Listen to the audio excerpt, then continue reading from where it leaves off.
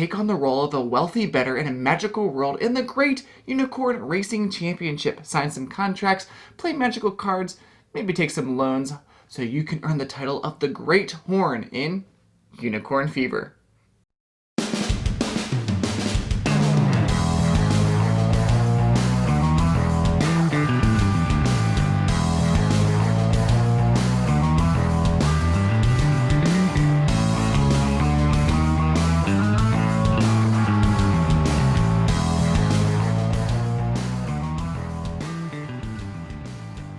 Thank you for joining me today at Tangermouse Studio D. I'm Kevin Delp. Unicorn Fever is a 2 to 5 player racing and betting game that takes about an hour to play. It's being published by Horrible Games, and it's coming to Kickstarter this September, and we have a prototype copy to look at. Players begin the game with a unicorn token, some gold, and some magic cards.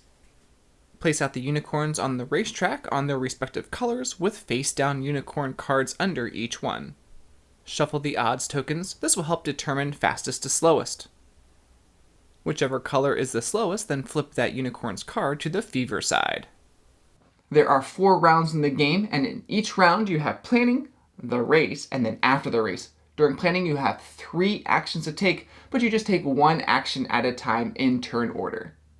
You'll place out the action tokens, and then the contract cards of 2 selected types. You'll take the topmost action disc when you take a specific action. You could play magic cards that will influence the race. You could place a bet. You could sign a contract that give you special benefits, or you could gain gold. First, you'll reveal all the magic cards that were played during planning.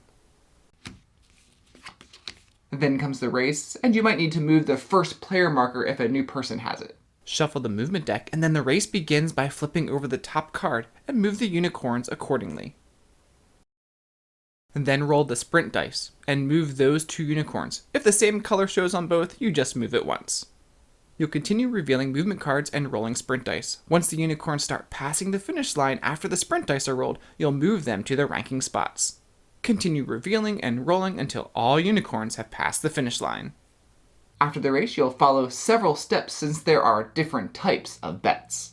Win bets only pay out if that unicorn placed first. They pay out at the odds set before the race. So the red unicorn won this race, and if you placed a win bet of 10 gold on it, you would get 40 gold, the 10 you bet plus 30 more, and you receive victory points. Show bets are another type of bet, and are always double the odds, no matter where the unicorn is ranked previous to the race, and they only pay out if they reach first, second, or third place.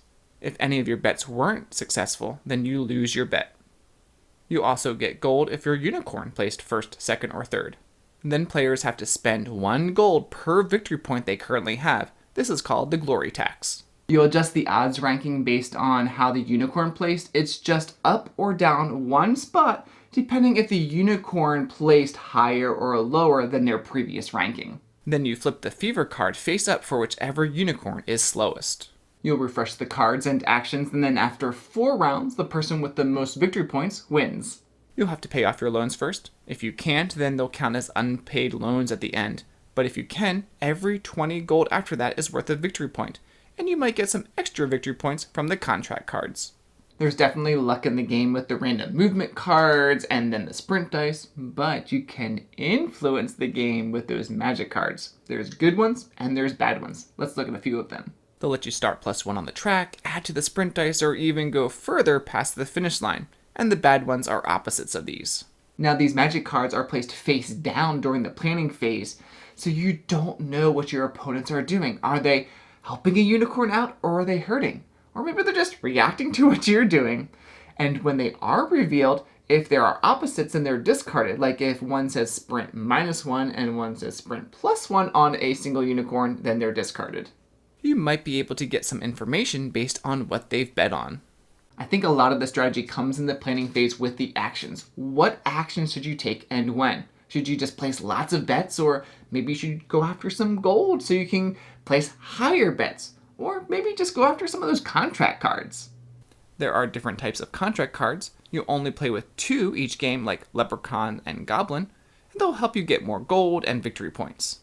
But in the end, this is a racing betting game. This is actually a revitalization of a game called Horse Fever. Of course, this is with unicorns. I've seen a unicorn go from last to first with the movement cards, the sprint dice, and a little help with those magic cards, so you have to be okay with winning some bets and losing some.